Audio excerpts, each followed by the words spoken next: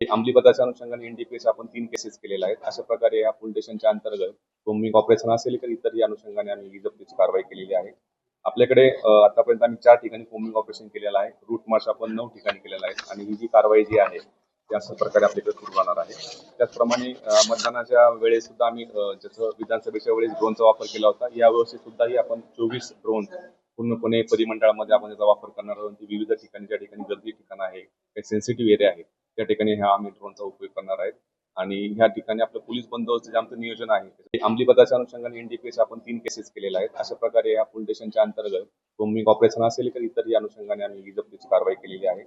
आपल्याकडे आतापर्यंत आम्ही 4 ठिकाणी कोम्बिंग ऑपरेशन केलेलं आहे. रूट मार्च आपण 9 ठिकाणी केलेला आहे आणि ही जी कारवाई जी आहे ती अशा प्रकारे आपल्याकडे सुरू राहणार आहे. त्याचप्रमाणे मतदानाच्या वेळेस सुद्धा आम्ही जसं विधानसभेच्या वेळेस ड्रोनचा वापर केला होता, यावर्षी सुद्धाही आपण 24 ड्रोन पूर्णपणे परिमंडळामध्ये आपण याचा वापर करणार आहोत. विविध ठिकाणी ज्या ठिकाणी गर्दी